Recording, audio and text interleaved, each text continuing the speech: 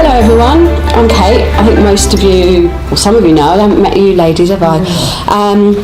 So I'm here to do a talk on tarot and astrology, or how tarot connects to astrology. We've only got about an hour and the whole subject is huge, so I'm going to try and condense it in a really simplified term that will help, hopefully, you understand how the cards work a little bit easier, and particularly the court cards, you know, the queens, the kings, the pages. A lot of people find those are the ones that they struggle with the most. Who's got an understanding of tarot here? Couple of you. Cool. And astrology, about the same. Okay. So the way astrology is huge, it's a massive, well, both of them are massive subject, but astrology is particularly big, so I'm really going to condense that into just little bite-sized bits for the purpose of this today. We will do, I don't know how many we've got, I think we've got enough to do. Got equal amount, yeah. So we will do a little practical exercise once I finish talking, so you'll all get a little mini reading from each other as well, okay? So I'm going to start off, the first part is just me rambling really. I'm just going to talk about the history of the tarot and then the Fool's Journey. Has anybody heard about the Fool's Journey before? Trish, you have, because I know you've sat in one of mine. Derek, you have. Have you heard about it? So the dated history of the tarot begins as far back as 15,000 years ago in China, Middle East and Egypt, according to tarot historian.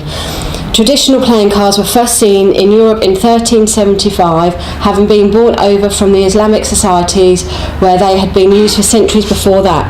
These cards were not, however, tarot cards. It wasn't until 1440 that the cards that were most likely the origin of the tarot were first mentioned, and they were called the trump cards. It does appear, however, that the first tarot decks were created as a game. There were 4 suits, which card numbers 1 through to 10, and court cards that included a king, a queen, a knight and a page. The deck also included 22 symbolic picture cards that did not belong to any suit. The decks were used to play a game called trump that was similar to bridge. In trump, 21 of the 22 special picture cards were permanent trump cards. The game spread quickly to all parts of Europe. People began referring to tarology, which is the Italian version of the French word tarot, around 1530. Some people call it tarot. They are slightly different versions of it. In 1781, in France and England, followers of the occult discovered tarot cards. They saw the symbolic pictures of the cards as having more meaning than the simple trump cards they were used to. After this, the tarot became a popular part of occult philosophy. Now, there's 22, they break it in 2 parts. There's 22 major cards, and the major cards are the cards with the words underneath. Pick the devil. So there's 22 of these cards, and these are about big events, big life events, big changes, or very important message.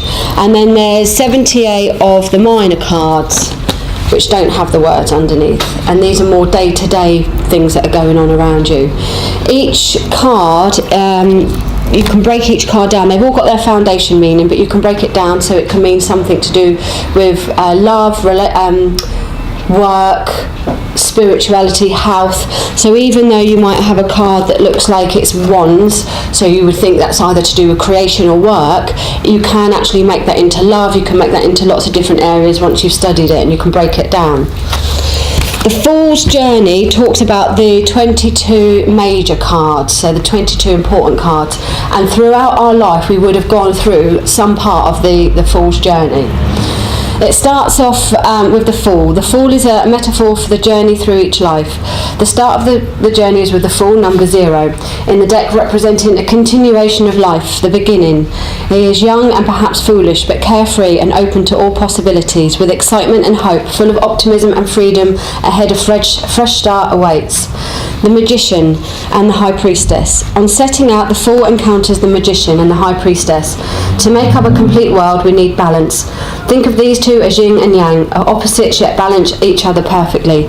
The Magician is the positive side effect with a masculine energy and the impulse willpower. The High Priestess is the negative side, mysterious, and the unconscious side of willpower, providing fertile ground where creative events happen. Unrealised potential waiting for action to expand. The Magician represents our ability to create our own reality, and the High Priestess allows your intuition to be open. As he grows, the fool becomes more and more aware of his surroundings. He first becomes aware of his mother, the Empress, a warm, loving woman who is nourishing and caring. He also becomes more aware of Mother Earth and around him now, again who nurtures him on a wider sense.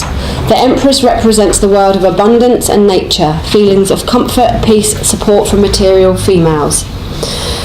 The Emperor. The next person the fool encounters is the father in the figure of the Emperor, representing authority, respect and stability. A new discovery of order and predictability. The fool now learns rules, regulations, and they are not always fair or of his own will, and discovered sometimes a challenge, but with the direction of his father, the Emperor, he starts to understand their purpose.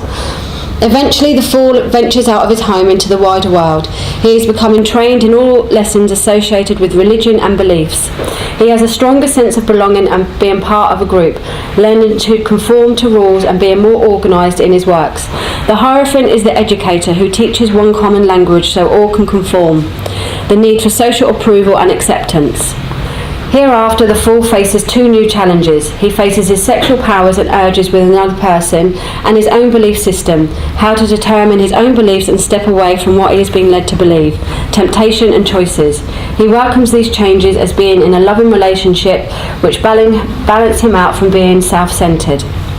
The fool is now an adult. He has a strong identity and a certain mastery over himself.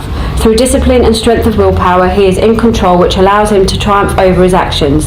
The Chariot represents his ego, that is the fool's crown and achievement. Success and achievement are his powers now, and striving forward on his journey. By now the fool has had many challenges, some which have needed more strength than others. He has had to develop courage and dignity and find the much needed strength to carry on despite some harsh obstacles. Patience and tolerance are qualities also discovered, as well as tact and kindness and a gentle power of strength. Sooner or later the fool is led to ask himself the age-old question, why? Searching for answers and reflecting on his travels, he wonders what's the point of it all is. He wants a deeper knowledge of the truth, and he is ready to take some time out to look inward of his feelings and motivations. Deeper truth is required. After much soul searching, the fool begins to see how everything connects. He sees things more clearly now and can see the patterns and cycles of the world and the motions that turn. Fate has applied itself many times now, and the fool recognises his destiny moreover after a sequence of events that led him to his turning point.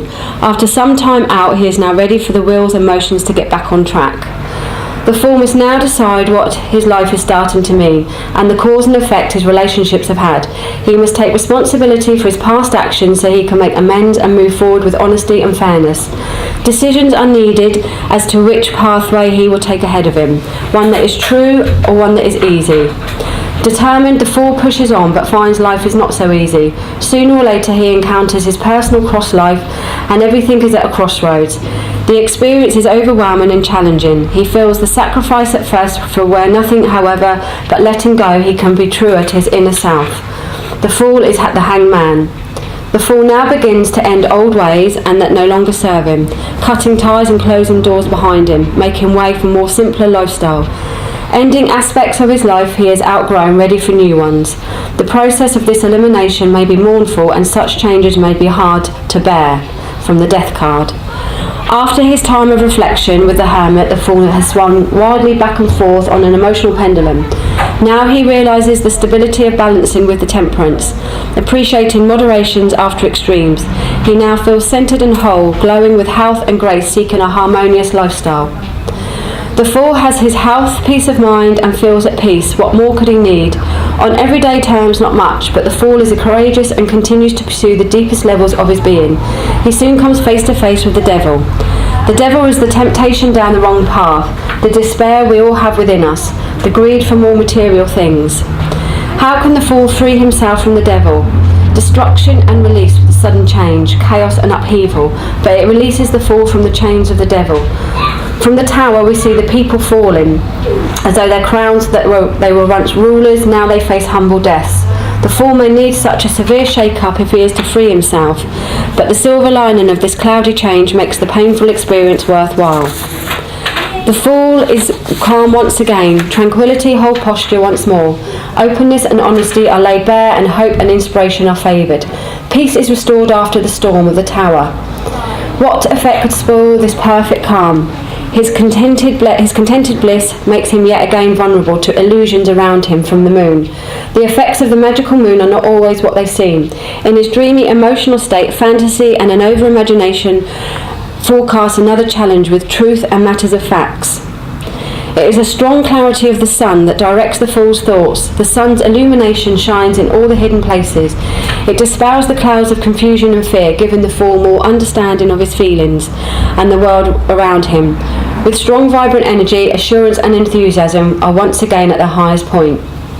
The fool has had enlightenment. His false ego self has been shed, allowing his radiant true self to manifest. He has discovered that joy, not fear, is at life's centres. He can make the decision he needs to carry on. His higher self is awakened with the judgment. And finally, the world. The fool enters the world, but this time with a more complete understanding. He is fully aware of his duties and has a more wholeness approach thanks to his experience. The future is full of hope and happiness right now. So the fool's journey was not so foolish after all. Through perseverance and honesty, he re-established the spontaneous courage that first empowered him. And once you come to the world, then you start the whole journey over again. So when you're reading either for yourself or when you're reading for other people, depending on which card it is, you can see from the fool's journey at what stage that you would be. So if it was the fool that you got, you would know that you're at the very beginning. If you've got the strength card, you know that he's in the middle of going through some changes, that he's going to need the strength. And if you come to the world, if you get the world card, then you know that you've come to the end of that completed journey. And if you were going to meditate on any of these cards, you would probably pick a card that resonates where you're at now. Maybe you've got lots of changes going on, maybe you want to close doors, new open doors, so you would pick the death card for that, okay? So it sounds like, doesn't it? It sounds quite a lot, but once you get practicing with it, it does sort of fit in there. Any questions on that one? Okay, have I already gone everyone's head? I think you ought to say for some people that are not used to it about the death card that it don't mean someone's going to die. I will do. I'll do that later on. We'll go through the cards later. So the journey is an individual journey, obviously. Yeah. And is there a time span to that, or is that individual? All individual. Yeah. Some people might stay as the fool forever. They might stay as naive, young, constantly trying to keep going. Some people might keep being the world, where they're constantly coming to the end of situations. Yeah, it's going to be all different. But most people in your life, you would have gone through one of those stages there. But yeah, timing's going to be different for everyone. And your ages are going to come into it as well. So if you've got a young person, they may not have gone through all of that at the moment.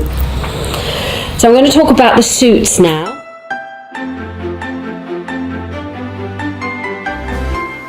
So we've got the pentacles. The pentacles are, for me, if you look in lots of books, you might see different interpretations. So this is just my opinion, this is just what works for me, and when I do my teaching, this is how I do it with that. If you go away and think, actually I like the pentacles to mean this, or to be that season, or to be that timing, you do what you want, that's up to you. I can only share how I work with. So the pentacles for me would be a winter timing, and they would be over a matter of years. They represent the earth signs, so Taurus, Virgo and Capricorn. So when you're using the astrology, you can work out whether you're talking about that person, whether they're going to be a Taurus or a Virgo or whatever it is. And again, with the seasons, you can work out whether it's going to, an outcome is going to appear around the winter months or whether the spring months. Or it may be that it's just talking about the practical energies. So all the coins talk about either finances, could talk about property, could talk about advice to do with finances. It's going to have everything on a materialistic value or on a practical matter. The wands, they represent action. So they can be, for me, they would represent the springtime mostly, but sometimes they do represent the autumn for me, depending on what time of year it is. And I use my intuition with it. They usually, for me, would come in as weeks in a timing, and they represent the fire signs. So you've got Sagittarius, Leo, and Aries. So if this is one of your star signs, just you can remember that it's going to relate to whatever suit.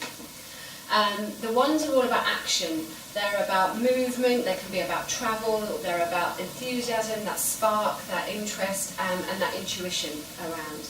They can be to do with work. They can be to do with a creative field. Sometimes they can be to do with creation itself, so baby news. but quite often for me I use these around a working situation. The swords, a lot of people don't like the swords. The swords represent mental activity, so they're usually what's in your thinking, what's in your mind.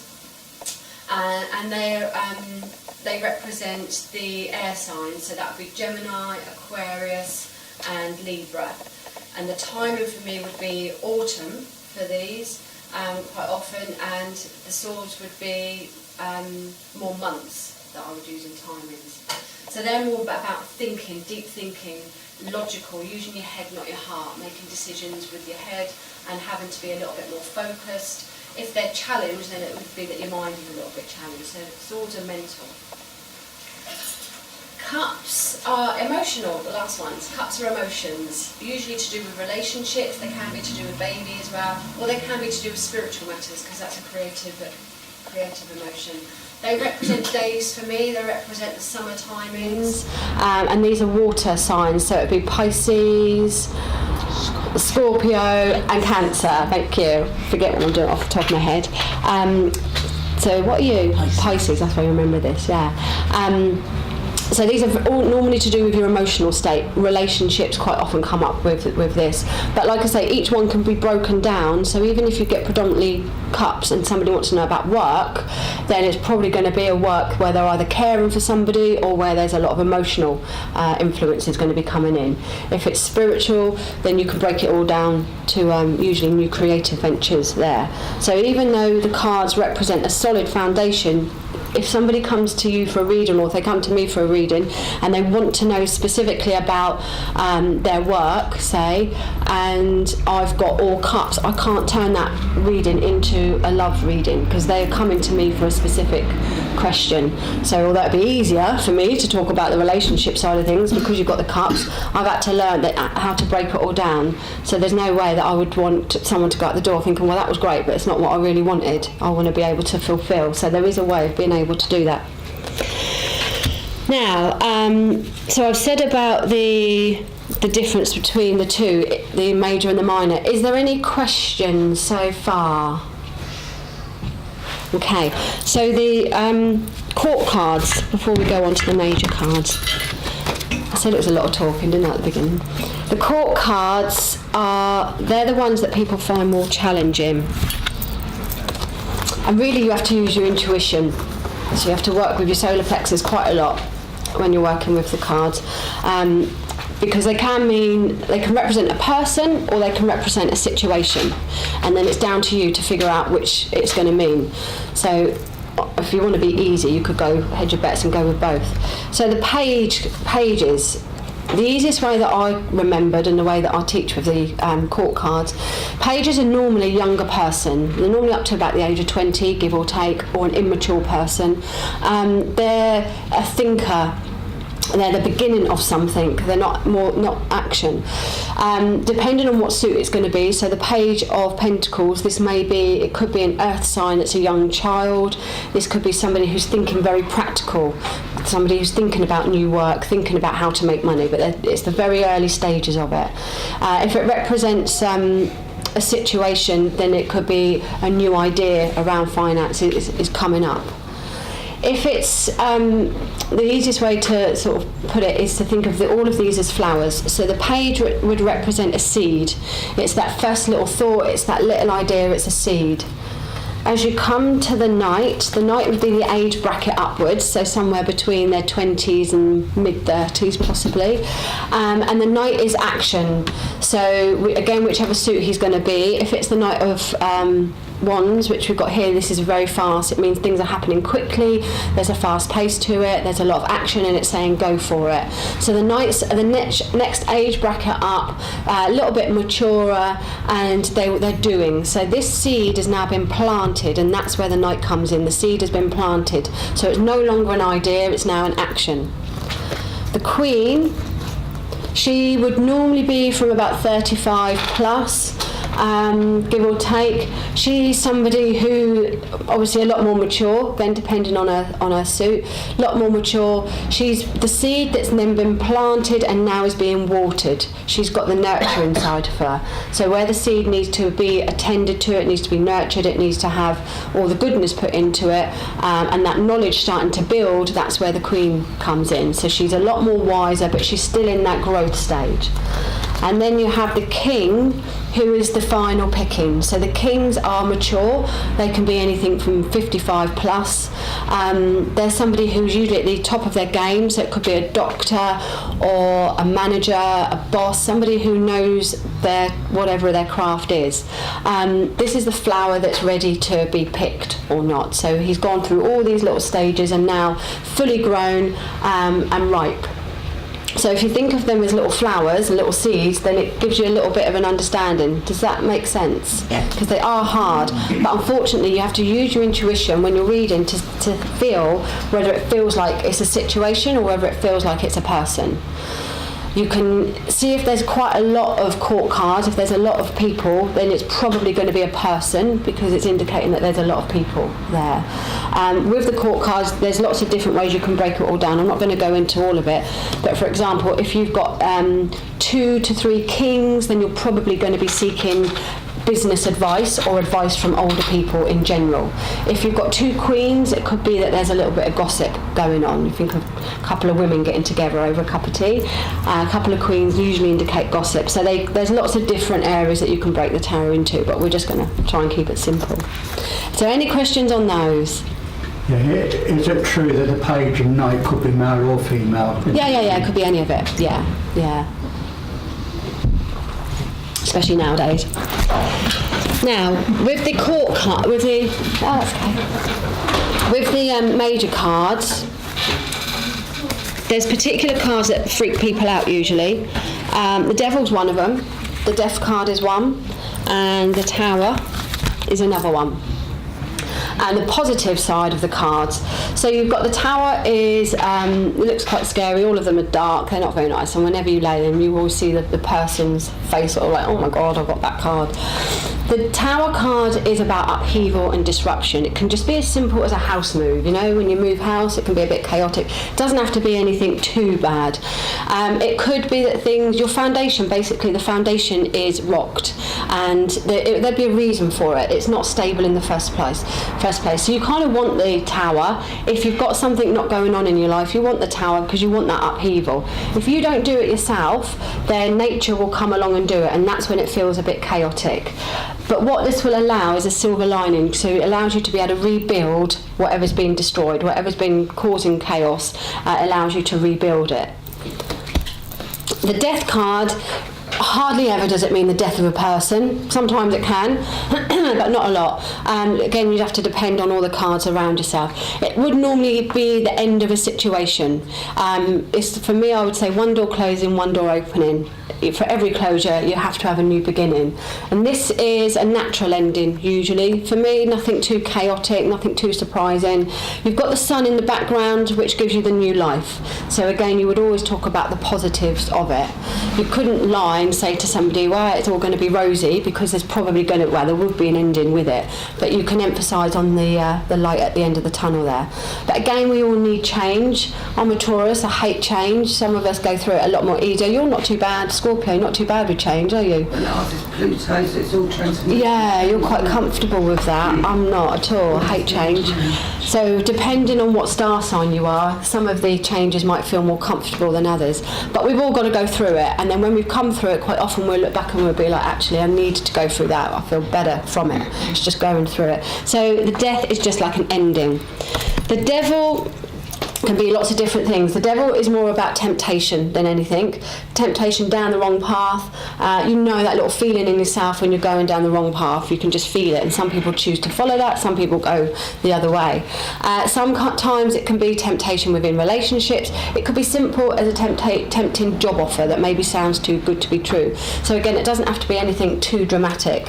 Sometimes it could be an aspect of control. So it could be drink, drugs, anything that's controlling or over-obsession. It could be that you're over-obsessing about money, you're over-obsessing about a letter that you're waiting in the post, anything that's kind of overtaken you or being too consumed, and then it's holding you, it's binding you. But with this card, like those ones, these are better reverse. Some people don't do the reverse, I do.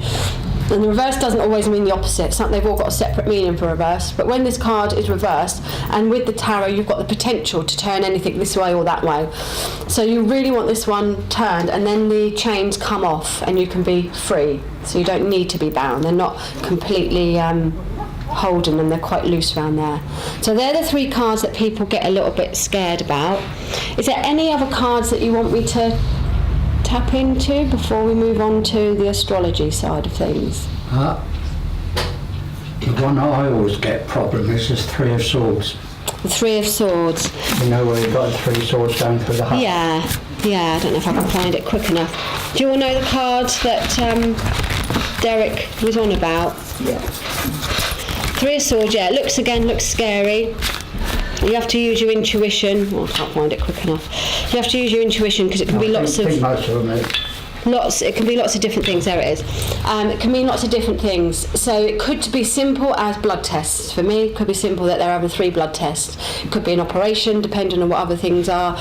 It can be heartache. It can be something that's disappointment. It might be that you're not going to get the job that you go for and you feel a little bit disappointed. It could be that the relationship is going to cause a lot of pain. It doesn't always mean that there's going to be tears from you. It could be that you're causing tears for somebody else. It's not the best of cards, and again, it's better reverse because then the swords come out and the healing is allowed. So if you get any cards when you're reading for somebody, or if you're having a reading, they shouldn't leave you feeling like that you want to go out the door and run under a bus. They should be able to give you the positive influence and the healing ability from it. So if you have this card, then you want to heal yourself, you want to go through that grief, you want to release the tears so that you can start healing yourself. But it could be simple as an operation, or it may be that there's been 3 people around you that have either had to have blood tests or that are going through some emotional stuff. So again, it's got lots of different meanings depending on what other cards are going on. So don't just think, oh my god, I'm going to have heartache. It could be lots of different things. That said, it could be a heart attack as well. I've done it before where it's done a heart attack, but it's usually with healing. With this one, you can reverse it. Alright, does that help, Derek? Doesn't have to be scary. No, I thought I'd bring that one up because it's always problematical, isn't it, for people, that one? Yeah, so I think the card is easy to explain in your head, but when you've got to explain it to someone, you've got to deliver it. So that's the hard thing, is trying to deliver it. When I see that card... Yeah, you think, oh my God, but it's the delivering. So as any reading, it's all right learning everything, but the delivering is another craft to it as well. So that's just as important as knowing the cards, is knowing how to deliver, so that you're helping people, you're guiding them, and you're not sending them out the door really, really scared. So, you know, there's lots of aspects to it. So we're going to move on to... Yes. When you're doing your reading, what's the difference between a 1 and a 10? Oh yeah, so I didn't say that, did I? So a 1 is usually the beginnings. Aces are always beginnings. A 1 is usually the beginning. It's a singular, so it can talk about an individual as opposed to a group. 2s are usually couples. 3s are normally teamwork. 4 is normally a foundation building. 5 and 6 are, 5 is challenges usually. 6 is just starting to overcome the challenge. 7 and 8s are normally around choices. 7s can be a bit challenging, and 8s around choices. 9 is almost completion, and 10 is completion. So depending on which card you get, if you've got lots of 1s or lots of 2s, you know you're probably at the early stage of an idea or of a situation. If you've got lots of 9s and 10s, you know that you're coming to the end of whatever the situation is. So when you're looking at the spread, you're looking at everything. You're looking at what the colours, is there lots of yellows? Is there lots of blues? Does it feel happy? When your first instant, what does it make you feel? Or is there lots of dark colours? Does it make you feel fearful? So you're bringing that into it. Then you'll be looking at how many suits there are. So are there lots of cups? Are there lots of wands? Is there a mixture of all of it? Then you'll be looking at how many major cards. Is this a really important reading? Have I got 5 major cards, 5 minor? Is it 50-50? Do I have 7 major? That's a big 70%. That's a big influence. So you'll be looking at those. Then you'll be looking at the numbers, how many are beginnings, how many are ends. And once you've done that, then you'll be actually reading the card. So there's quite a few layers to being able to get in depth with it before you even start reading. And then you'll be picking up the psychic from the person you're working with as well. So, you know, do they make you feel happy? Do they make you feel fearful? You'll be picking that up. So there's quite a lot that gets involved. And really the only way to get all that is to practice. What I'm going to do is, how are we doing for time? Not too bad. I'm going to pass these cards around. It doesn't matter if you know the person that you're with or not. We do have an odd one, don't we? So you guys can work together, is that alright? It's a little threesome, is that okay? So just shuffle the cards, and all you're doing, don't take it to heart properly, because, you know, it's just one card reading. So if you do get the death card, or if you do get the heartache card, don't really take it personally. We'll put a positive spin on it. But just think of a question and take a card, and then pass it on. And then between the two of you, give your card to your partner, and they will interpret it for the other person, okay? Now, don't worry if you don't know the cards, don't worry if you get it wrong, just go with what you're feeling. Is it a happy colour? Is it a positive feel to it, a negative feel to it? So in this position, you can tell people what your questions are if you want. If it's personal and private, you don't need to. And it's just a very general, so don't worry, it's not a proper reading, we're just doing this as a bit of purpose. Alright, so pass the deck on, and then Derek will pick one, and then we'll speed it up a little bit. The whole lot in the deck is taking a card. Not what Kate's done, no. Not with this exercise, you're just reading one, Right. because you're going to read for each other. Yeah. So once you've got yours, okay, pass it on. Oh, sorry, okay. Alright. And then decide who's going to go first, and then just read for each other whatever you get. Are you here for the talk?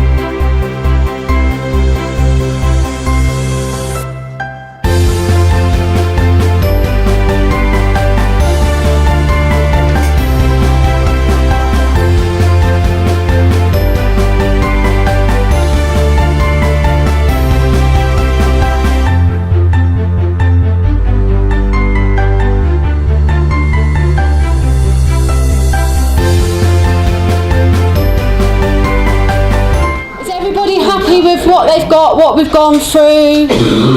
Any questions? Cool, okay. So we'll just thank you all ever so much for coming today. I hope it's helped. I've got the information here if you want to take a copy, a picture of it on your phones, or you can find me on Facebook where I will be putting our video from this on. So if you want to reconnect, you'll be able to connect it from our YouTube things. I am starting a course, a 2-day course to go through every single card in detail. I think the first one's on the 17th of March, it's a Sunday, and then the second one will be a Sunday in April, and that's my 10-week course put into 2 days. So if anyone's interested in learning it properly, then you know you're more than welcome to ask me or join that. Other than that, thank you very much for coming. Well done.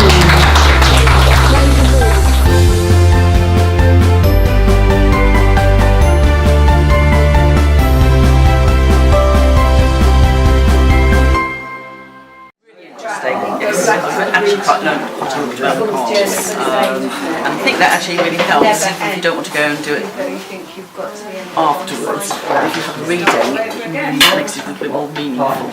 Yes, very interesting.